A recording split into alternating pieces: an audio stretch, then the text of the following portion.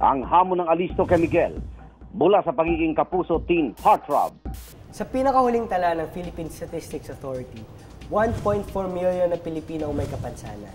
Mga kapuso, ngayong araw aalamin natin kung sinusunod ba ng mga pampublikong sasakyan ang batas sa pagpapasakay at pagbibigay ng diskwento sa persons with disability. Iibahin ang kanyang itsura, pati na ang kanyang pananamit. First stop, ang bus stop na ito sa Diliman, Quezon City. Sakay ng wheelchair, mag-aabang si Miguel sa mga bus stop. Ang kanyang ruta mula Diliman hanggang Tandansora. Kaya saan yung sakay ng bus? Tandansora. Dito? Habang nag-aabang ng bus, isang good Samaritan naman ang alistong umalalay kay Miguel. Una yung lalaki, pagpunta ko dun sa parang abangan, kaya mo bang tumawid? Ay, patulong na lang po. Nalulungan niya ako.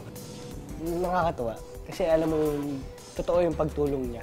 Ang nagmagandang loob kay Miguel, si Alex Dizon, isang nurse.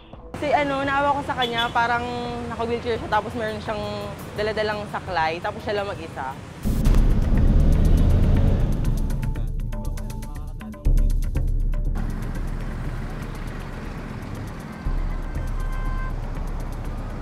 Tara! Sinakabalaw, baka mamaya biglang gumulong ako, tapos hindi ko alam paano kontrolin. Masagi ako ng jeep or bus.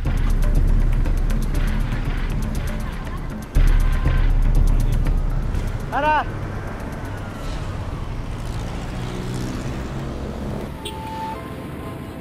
Quince minutos na ang nakalipas pero wala pa ring bus na nagpapasakay kay Miguel. Nakikita nila na may taong naka-wheelchair. Tapos, pumapara, nag-wave na ng kamay. Yun, hindi na pinapansin eh. Patay mali siya sila eh. Siguro ayaw na lang maperwisyo kasi alam nilang matagal magsasakay pa. Makalipas ang halos 30 minutong paghihintay, may isang bus na huminto kay Miguel.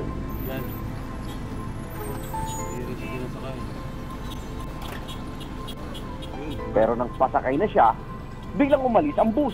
Kaya para!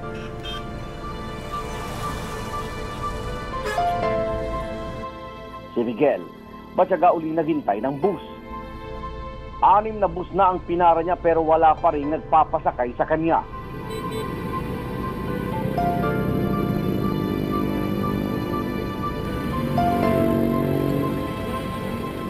Ang papitong bus na pinara niya, hindi na siya tinanggihan.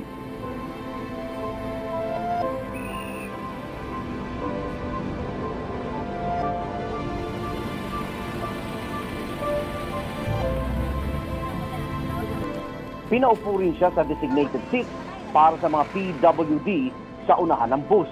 May kapansanan siya. Kawawa din naman pag hindi siya pasakay na siyempre may kapansanan siya. Binigyan din siya ng diskwento. Nagbayad si Miguel ng 20 pesos. Sa minimum fare na 12 pesos, dapat 10 piso lang ang pamasahe ni Miguel dahil sa 20% discount. 10 piso lang ang siningil sa kanya. Siya po ay disabled, kaya po siya binigyan ko ng discount. Sa memorandum circular na ilabas ang Land Transportation Franchising and Regulatory Board o LTFRB noong 2010, bawal tumanggi ang sinumang driver ng pampublikong sasakyan na isakay ang may kapansanan. Nakasaad din sa Magna Carta for Disabled Persons ang pagbibigay ng 20% ng diskwento sa pasahe ng mga may kapansanan. Dapat ay may persons with disability o PWD sticker din na nakadikit sa bintana. Ang sinumang lalabag ay pagmumultahin ng 50,000 pesos sa first offense, samantalang 100,000 pesos naman sa second offense. Kakanselahin naman ang prangkisa sa ikatlong paglabag.